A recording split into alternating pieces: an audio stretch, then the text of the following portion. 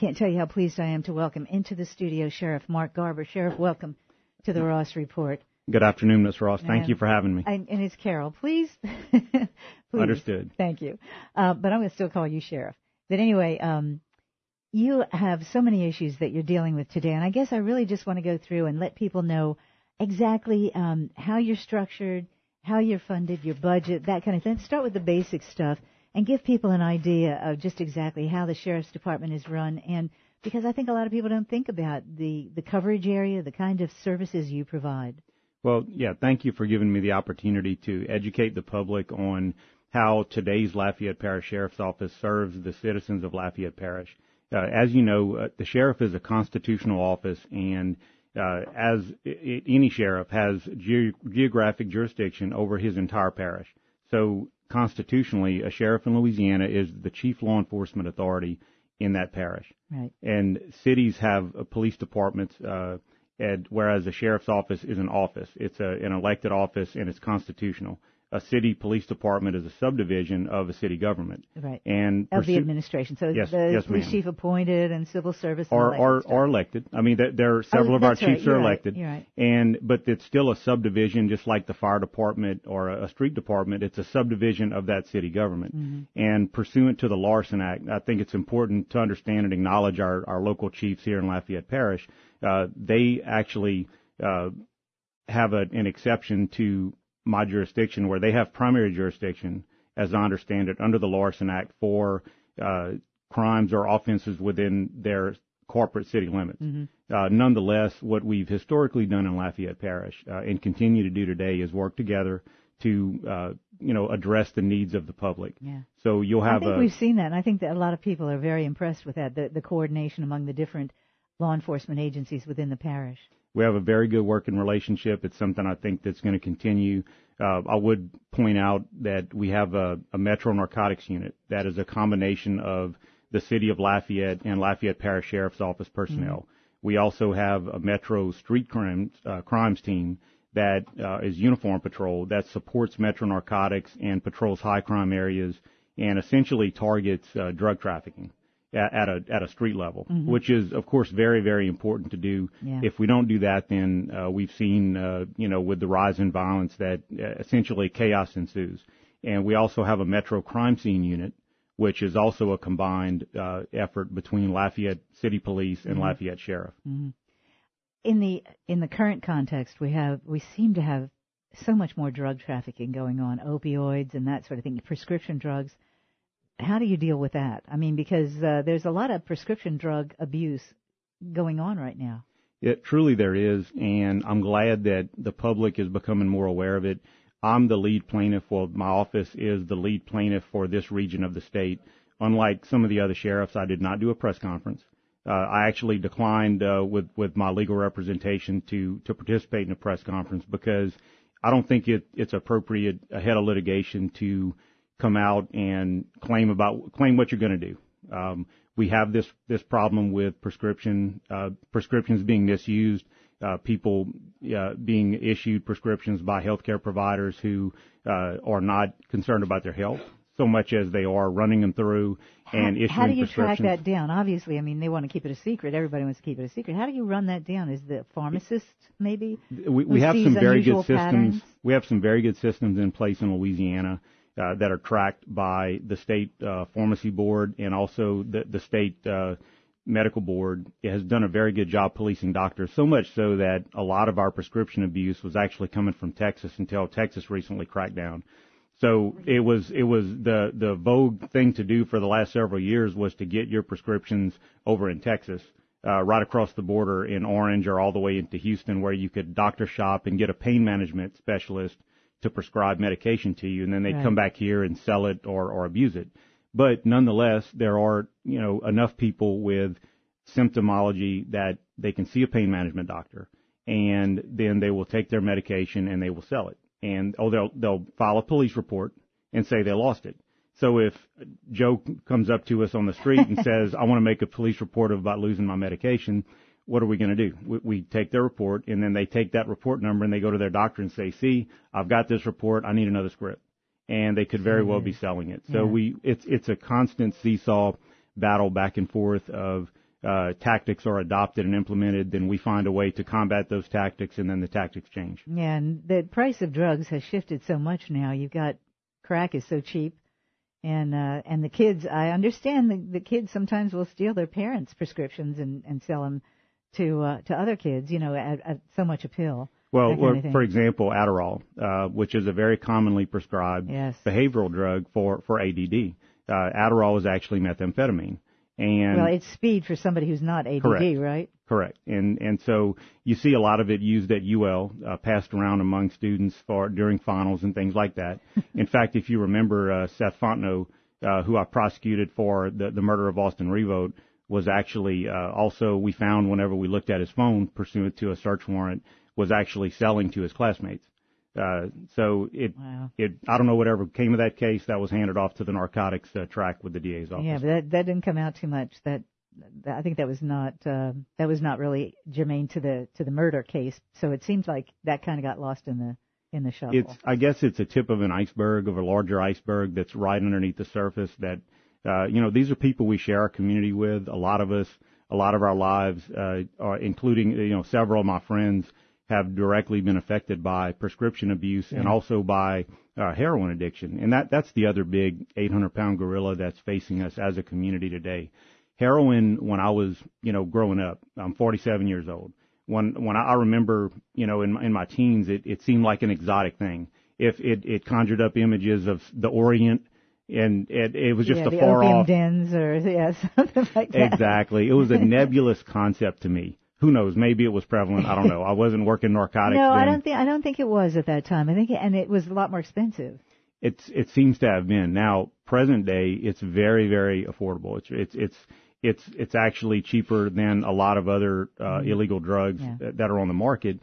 And what you've seen with the rise in overdoses and in deaths, that we've seen them more than quadruple over a year ago till now. Yeah. And in fact, I had done a press conference along with Interim Chief Reginald Thomas to warn the public and tell everyone, look, if you have someone in your family, like most of us do, who is an addict, they could get heroin laced with fentanyl.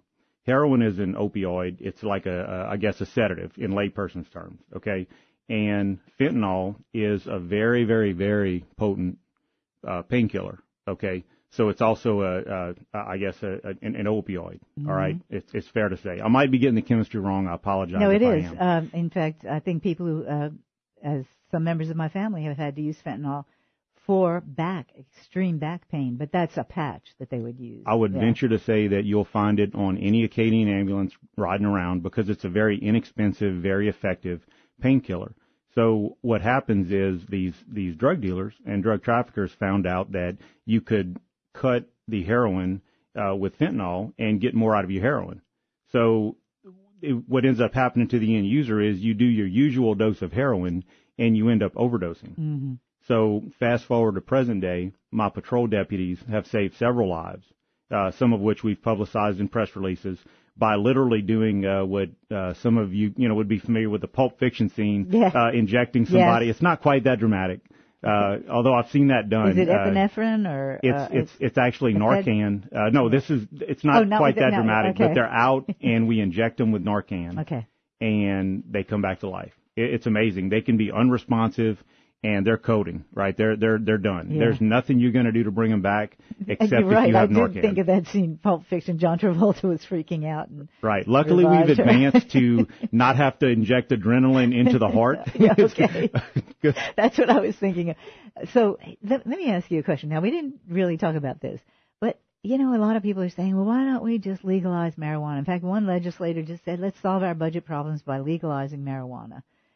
Legalize it and tax it. Yeah, I've heard that before. If you talk to law enforcement in Colorado, they will tell you that would be the biggest mistake you could do.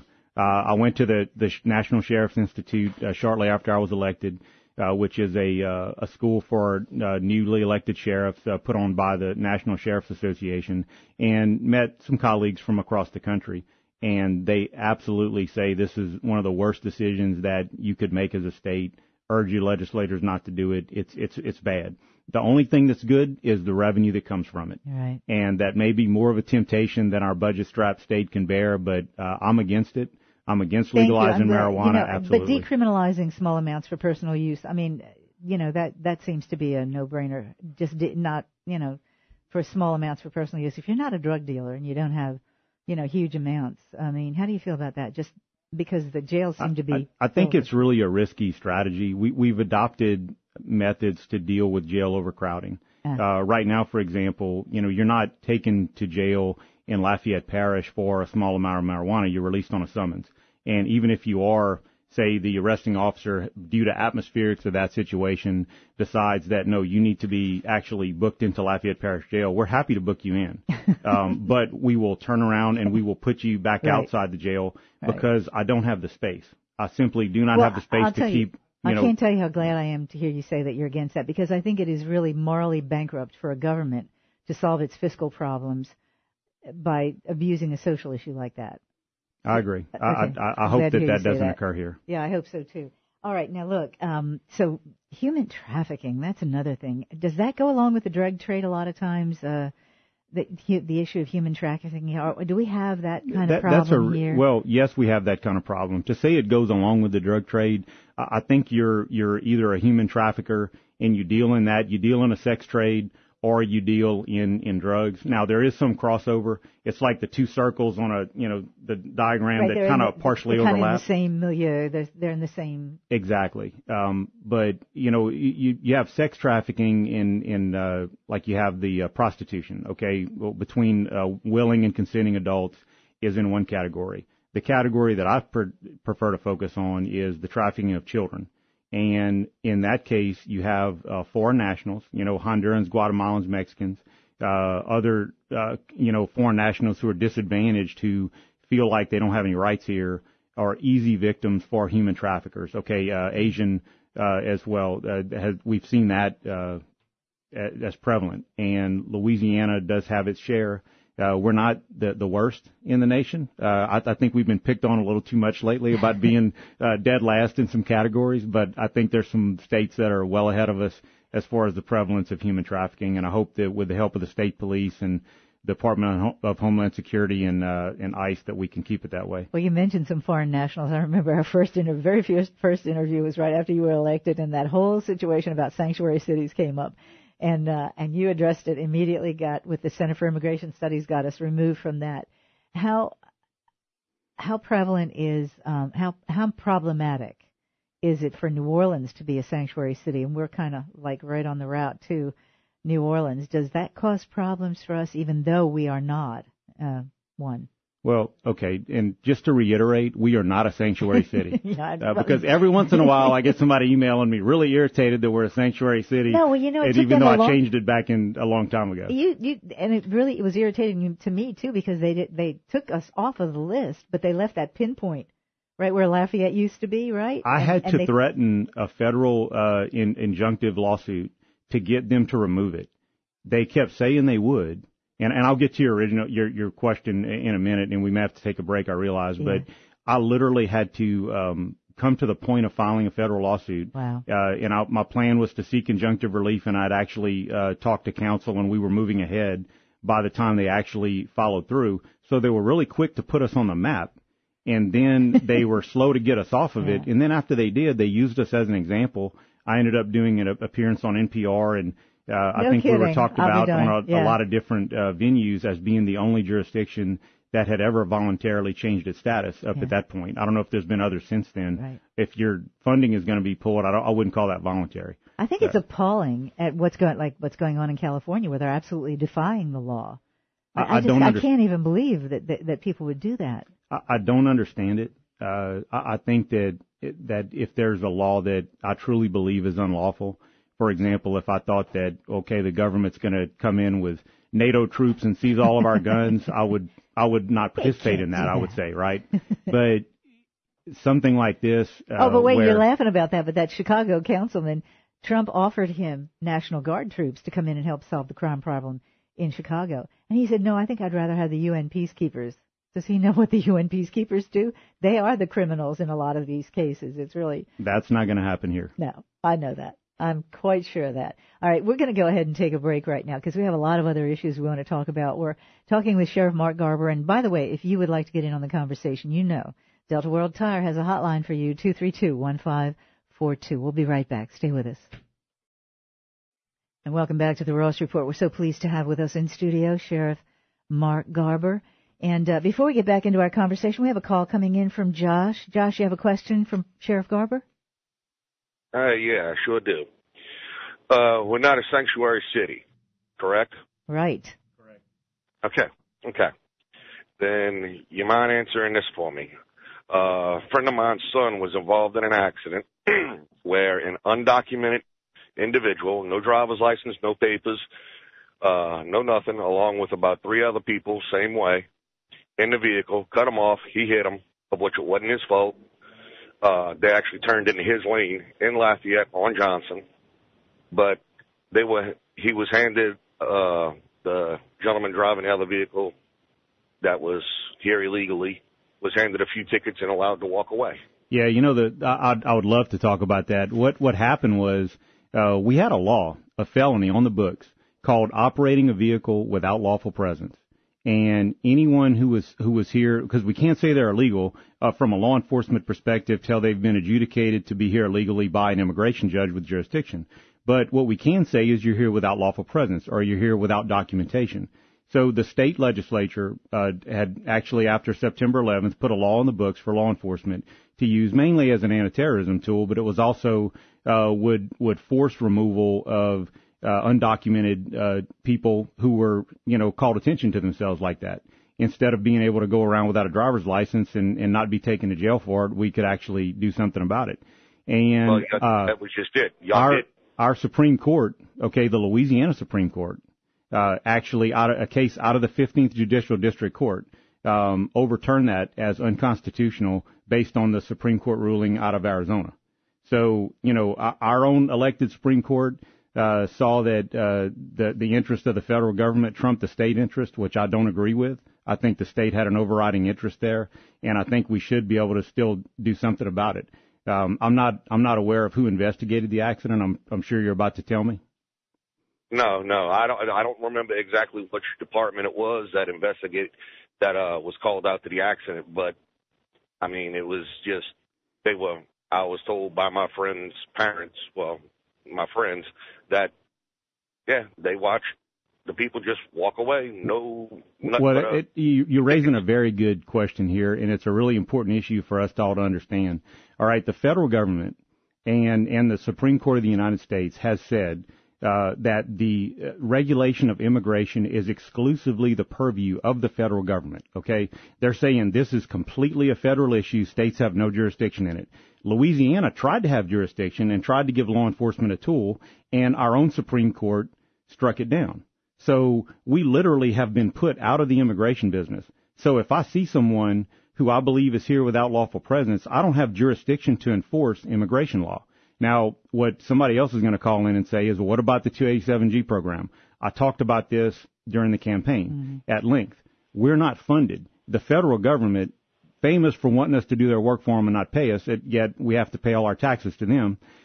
They want local agencies to become deputized immigration officers.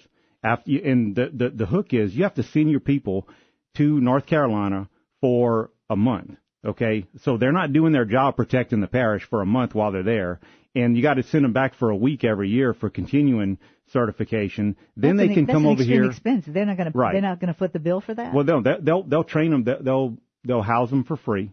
They might even if they pay for the travel. Think about it. But the time. I lose that man or woman for a month. I don't have extra deputies sitting around, okay? But let's get past that. Let's say I was going to do that, all right? I'm going to send a unit of people over to get 287G or 278G certified, whatever it is.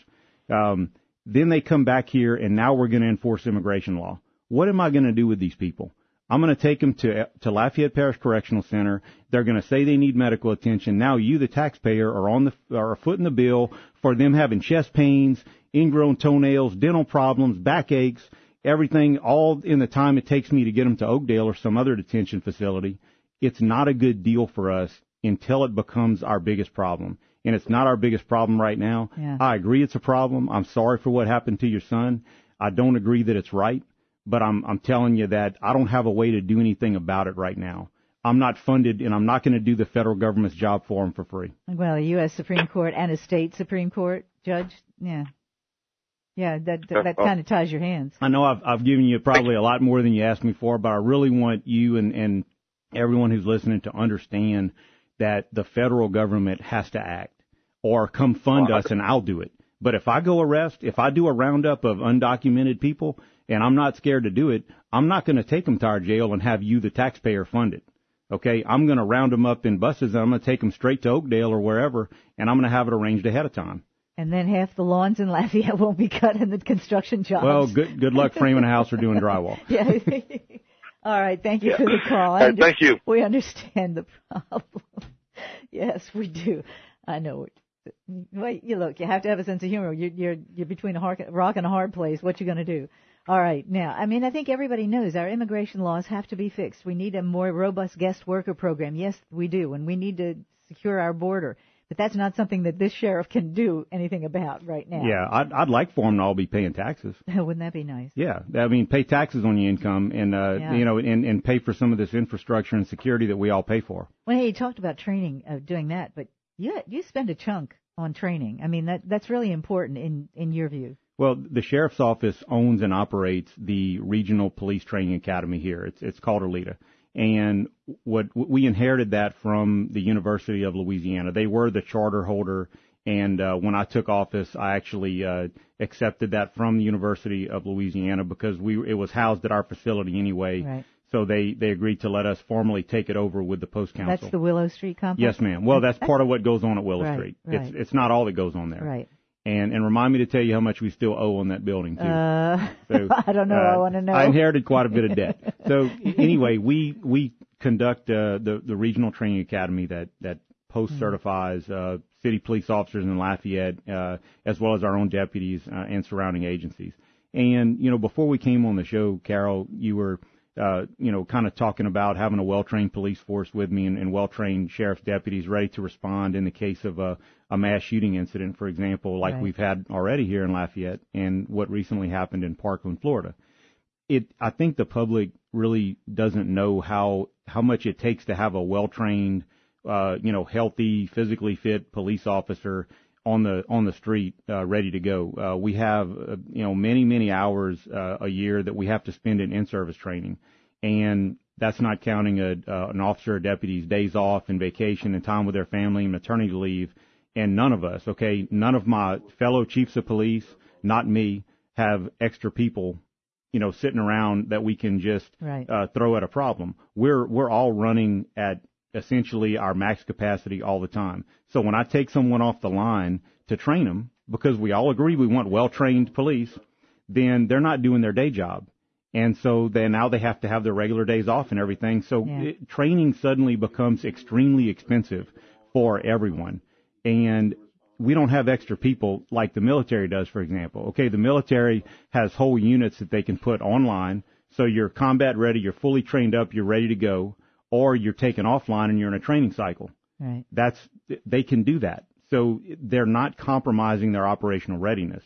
But for a police agency or a sheriff's office, we always have to balance operational readiness with training. And it's painful to me to hear commentary on these news stations about, we need more training. Well, you have to pay for it. Your tax dollars have to fund that training, and you have to hire more people to conduct the training, and you also have to figure that you're losing man hours that you would be using answering calls when you're in a training cycle. Right. Now, speaking of that, I mean, if you take somebody else, how many personnel do you have in your department, and what are the various divisions within your department? Because I don't think people know really the structure and how you have to operate. Well, the sheriff is the chief law enforcement authority in the parish that I mentioned earlier. So we have an enforcement division. I have about 100 people on patrol, and I have 4 shifts of roughly 18, and then the rest are canine and administrative, but they're all in uniformed enforcement. I remember that was one thing you said when you came in, that you were going to put more officers on the street. And I did. I doubled the size of my shifts without hiring a single additional person. And that was due to how do I put this?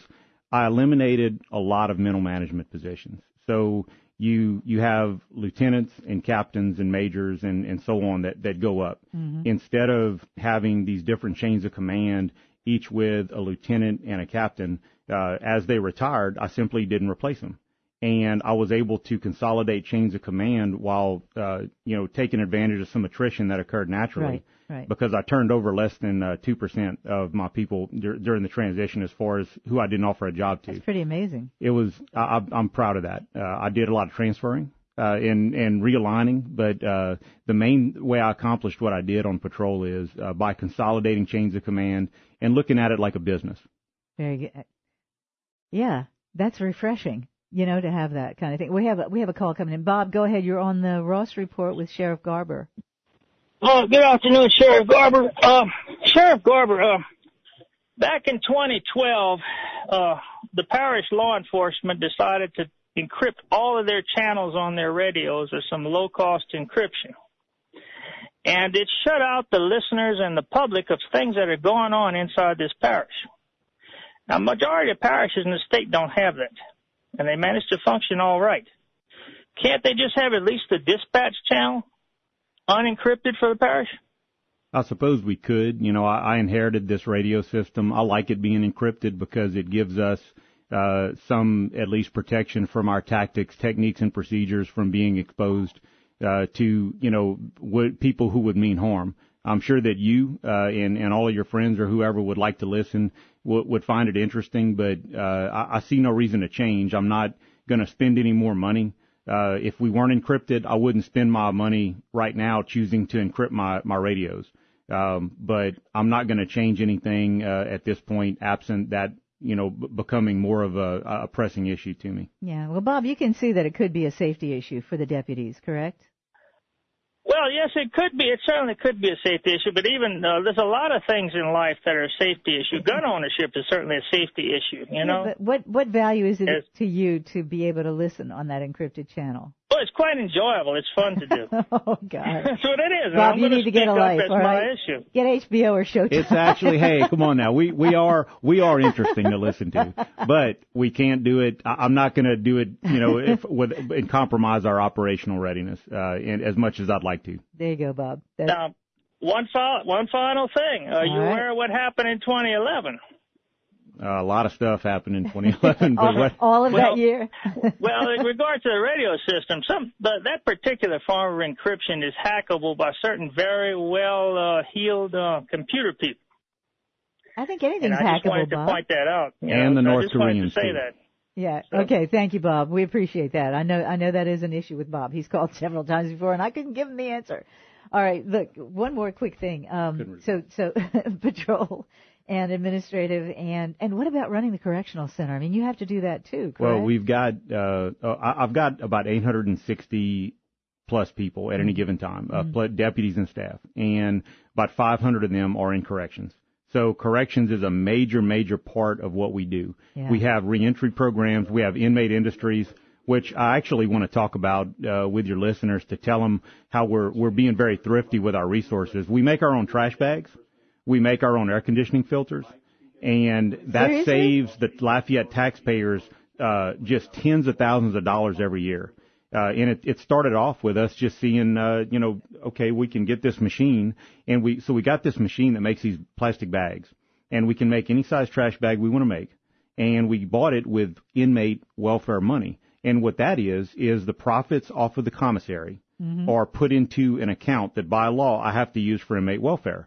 So we decided that the inmates would be better off if they had something to do with their time, right, and they could save the taxpayers money. So we got this machine where you dump plastic pellets in it, and you can choose what size bags you make. And so now we're not buying trash bags with your tax dollars. Awesome. And then air conditioning filters. Could any of that lead to maybe training, workforce training? Absolutely. We do a tremendous amount of that. We have a welding program. We have a culinary certification going on. We have high set where we're helping people get their GEDs. But the air conditioning filters, everyone out here who's a homeowner or who puts an air conditioning filter in their apartment knows how expensive they are. Oh, yeah. So the sheriff's office has 20 buildings. We have air conditioning in them, and we have to change our filters to maintain our equipment. So you can imagine how much just the sheriff's office would spend on air conditioning filters every year. We make our own, and we also sell them to the state of Louisiana as well. We don't sell them to private, obviously, no, because that would be compete with private business. It would be exactly. unfair and unethical and illegal. But we do sell them to other government entities and save taxpayers money across the board. Okay, you see, the next time we all complain about how government not functioning like a business, listen to this. All right, we do have to take a break. We want to get back into speaking of budget and all that. We're going to get into that because I think you all want to know where your tax dollars are going, how they're being spent, and that's what we're going to get into when we come back on the Ross Report. Stay with us. And we'll have a line for you, 232-1542 on the Delta World Tire hotline. All right, welcome back to the Ross Report. We are so grateful to the sheriff for hanging around for a whole hour answering all these questions. Mike, go ahead. You're on the Ross Report with Sheriff Garber. Yes, I just want to thank Sheriff Garber for a great job he's done and his department, and I'm proud he's serving Lafayette Parish. I just want to thank him for the great job he's done. Well, Mike? I'm not related. Yes, ma'am. Well, he didn't pay you for that either, did he? No, I'm not related to him, but he's doing a good job. Keep it up. Well, Thank that's you. great to hear, Mike. Thanks so much. This endorsement, that's great. All right, look, now we have a lot to cover because we want to talk about the active shooter situation and your budget and that kind of thing. So, active shooter, I know, how would you have handled that differently? I mean, people are so upset by the way that was handled. Over in Parkland. Okay, you got me now. Okay, I don't want to openly second guess another sheriff, even in another state. I think it's fair to say that the way I would not necessarily I don't approve of some of his responses that he's made publicly having to do with this. I can tell you that the Broward County Sheriff's Office is one of the largest it's one of the biggest, if not the biggest and most country. well funded in the nation. If I understand it correctly, there's no city police over there in that county. That's a unified district because it's a combined. Yeah. And so you've got a very professional leading sheriff's office, and you've got an alleged failure to go in and engage. In Lafayette Parish, my officers are trained, as are, I'm very confident that every city police officer is trained to engage an active shooter and not wait. Now, the most you might wait for is one other person or deputy because you don't want to become part of the problem, exactly. At least so you can look in two directions at once. Mm-hmm. But you don't wait when there's an active homicide in progress. I want everybody to clearly understand what I'm saying.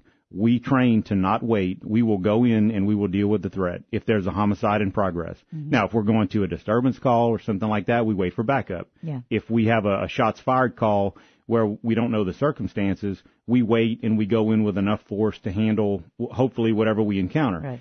If it's something at a theater, at a school, at a store, in a mall, we are going to run toward the sound of gunfire as fast as our feet can carry us, and we're going to engage the threat.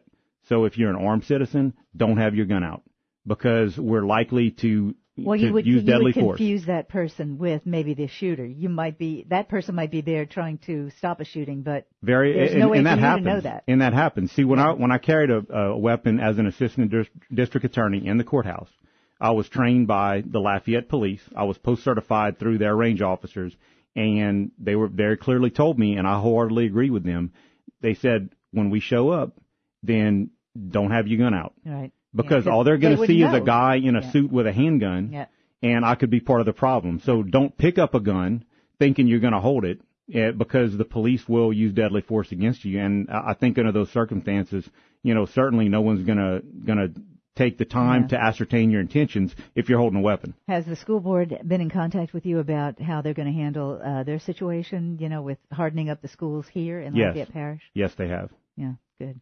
I won't ask you what they said because I know. Well, there are some different plans being looked at for school enhancements, and I think we have a very good board, a very good president, and a good superintendent, and they've got limited options. I think that if you have to make some cuts elsewhere, the security of our students is paramount, and it may be putting it rather graphically, but I don't want to see pools of blood in our hallways with bodies laying there. Yeah. I do not want to ever be in that position, and I'd like to displace that violence somewhere else. Excellent. I hope we can come to some arrangement. Now, your budget, that's the critical thing because we can't get any of this stuff done without money. Yes, ma'am. And how did this session affect you? And, going forward, what are the needs that you see and, for the citizens to understand? Excellent question. So we're not directly affected by the state's budget problems or budget shortfalls because I don't get my money from the state directly. I do get some payment from the Department of Corrections to house DOC offenders, but that's not really a good deal for sheriffs. And it's a common misconception that I grew up with, and the sheriff I work for. The state pays better, the feds pay better, or whatever. Yeah, the state pays better, but you're responsible for the expenses of that inmate.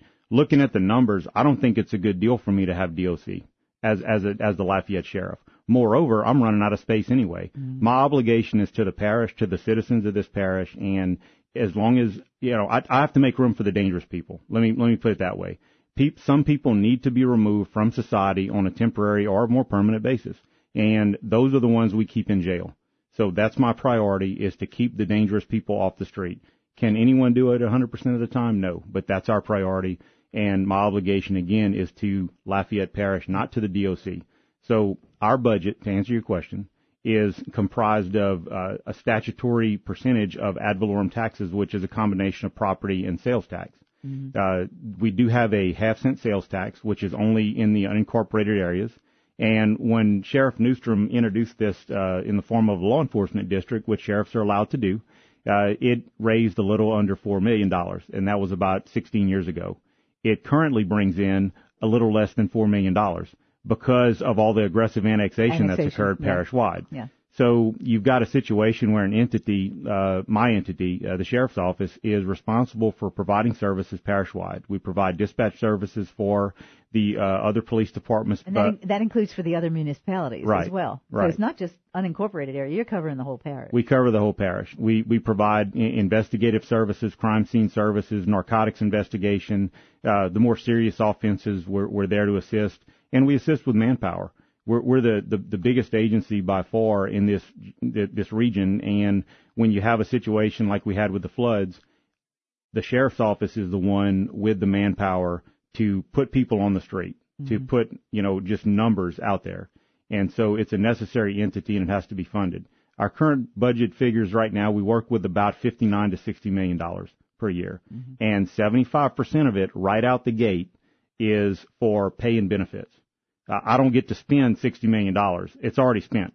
Okay. I only get to spend just about 24% of that budget. And I think what people don't understand, you have certain minimal pension obligations that you have to fund. You have no choice with that. The trade-off of working at the sheriff's office is you get a great retirement. So, the goal is to live a long time after you retire. And the other trade-off is you get great health insurance coverage. And if you work at the sheriff's office for 15 consecutive years, then you get health insurance coverage for life. So I've got a bunch of retirees that I provide all their health care coverage. It costs me about $800,000 plus a month in health care expenses. And, there's nothing wrong with that. Okay. That's an obligation. That's a quid pro quo. They paid their dues. They worked here. They absolutely deserve that coverage. That's what we call a defined benefit plan. And many places are going to defined contributions so that you're not, it's not such an onerous burden on the sheriff's department. This is not discretionary though, Carol. No, it's set by law. Yeah. It's set in the law. There's nothing that can change, and certainly there's no jeopardy of the benefits for the retirees. No, you want to take care of your people. I mean, they put their lives on the line for us. You absolutely want to take care of your people. But going forward, how do you sustain that? I mean, what kind of budget needs are you going to have going forward? I mean, you're only getting from the unincorporated areas, but you're providing service in that particular case. Well, going forward, we need to have safe corrections where we can lower our incident of lawsuits by having adequate personnel on the floor. That's been a challenge for us. And also, we've got to have more men and women in uniform in marked cars on the streets 24 hours a day, 7 days a week, riding around with guns and bullet-resistant vests, ready to respond to an emergency. End of the day, that's what works. Look at how the president's protected. Look at how the Hollywood stars are protected at the Grammy Awards. Yep. They're protected by people walking around with guns who are trained and ready to use deadly force. If something else worked, I'd be all for it. But nothing else works with human beings. So we have to have people ready to respond. Can you see a situation anytime in the future where you're going to need to expand whatever that tax? It's a half-cent sales tax? I need to reapportion it parish-wide, and I'm going to ask the voters in 2018 to accept it and vote for a reapportionment of it parish-wide. We have to have additional capital due to the debt that I inherited with our physical facilities and due to our manpower needs. Now, what about you? You provide security at the courthouse as well? Yes, we're responsible for security at the district courts. We're responsible for a lot of civil functions to maintain order in our system of property tax collection and so forth. I have to have people who are willing to do that. Otherwise, people wouldn't pay their taxes. Exactly. Well, we're running out of time. Is there anything else? Is there something I didn't cover? I think we talked about training and active shooter and budget and all that. So it's just really important for law enforcement to be adequately funded. I would ask that people just keep an open mind as we go forward and be ready to receive some materials from my office on why we need to fund for future threats. What I'm trying to do and what y'all pay me to do is to protect this parish. I'm going to do it in a workmanlike manner with whatever resources you give me. Mm-hmm. But I'm telling you that we have to have more people, and we have to have, we have to maintain our equipment, we have to maintain our training. Yeah. And I've already shown what I can do with what I have. And I think we've done a very good job, myself and the men and women of the Lafayette Parish Sheriff's Office. Well, I can't tell you how appreciative I am of you coming in, and I know the listeners are as well. A lot of great information, Sheriff Garber. Anytime you need to come back and share some information with the listeners, we'd love to have you back. Thank you so much. It was a pleasure. Thanks. We'll be back after the news and the traffic and the weather. Stay with us on the Ross Report.